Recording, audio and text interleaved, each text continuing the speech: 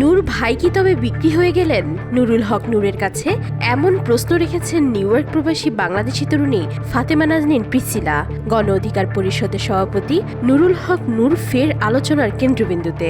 এবার আলোচনার সূত্রপাত তার ফেসবুক পোস্টকে ঘিরে। নূর অভিযোগ তুলেছেন, জনকণ্ঠের মতো মাই টিভিও সুপরিকল্পিতভাবে দখল হয়েছে, আর সেই চক্রান্তের অংশ হিসেবেই গ্রেফতার হয়েছেন মাই টিভির চেয়ারম্যান নাসিরুদ্দিন সাথী ও তার ছেলে তৌহিদ আফ্রিদি। নূর হক দাবি করেন, জনকণ্ঠের মতো মাই টিভি দখলের কিছু ব্যক্তি সুপরিকল্পিতভাবে পরস্পর যোগসাজশে মাই টিভির চেয়ারম্যান নাসিরুদ্দিন সাথী ও তার ছেলে তৌহিদ আফ্রিদিকে গ্রেফতার করিয়েছেন। সোমবার দিবাগত রাত 1টা 6 মিনিটে নিজের ফেসবুক আইডিতে দেওয়া এক পোস্টে তিনি এ দাবি করেন। তার ওই পোস্টের জবাবে পোস্ট করেছেন নিউ ইয়র্ক প্রবাসী বাংলাদেশি তরুণী ফাতেমা নাজনীন প্রিসিলা। তিনি লেখেন, নূর হক নূর ভাইকে নিয়ে অনেক প্রশ্ন। নূর ভাই কি তবে বিক্রি হয়ে গেলেন? কেন তিনি আর রাশেদ তৌহিদ আফ্রিদিকে নিয়ে পোস্ট দিলেন? আসল ব্যাপারটা সহজ, নূর আর রাশেদ জাতীয় নেতা, আর আফ্রিদি এখন এক জাতীয় সমস্যা।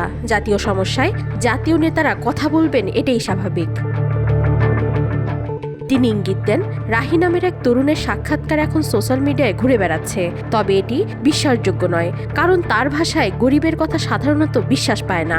এ বিষয়ে তিনি লেখেন, মাঝেই রাহি নামের এক ছোট ভাইয়ের দেওয়া ইন্টারভিউ ঘুরে বেড়াচ্ছে, কিন্তু সত্যি বলতে সেটা বিশ্বাসযোগ্য নয়। গরিবের কথা সাধারণত বিশ্বাস পায় না। নূর ভাই শীঘ্রই সবকিছু ম্যানেজ করে প্রমাণ করবেন এই অভিযোগগুলো ভিত্তিহীন। প্রিসিলা দৃঢ়ভাবে বলেন, নূরকে বহুবার এজেন্ট বলে ফাঁসানোর চেষ্টা হয়েছে, কিন্তু কেউ পারেনি, এবারও পারবেন না। তিনি আরও যোগ করেন, নূর ভাই প্রমাণ করে দেবেন তিনি কোনো হোটেলে যাননি, কোনো ব্যাগ নেননি, আর তৌহিদ আফ্রিদের সঙ্গে তার কোনো সম্পর্ক নেই। রাহির কথাগুলো মিথ্যা, তবে এখানে একটা বিষয় খুব জরুরি, রাহি নামের ছেলেটা নিরাপত্তা। ও এখন একরকম রাজসাক্ষী। সত্য মিথ্যা ফয়সালা অনেকটা তার কথার উপর নির্ভর করছে।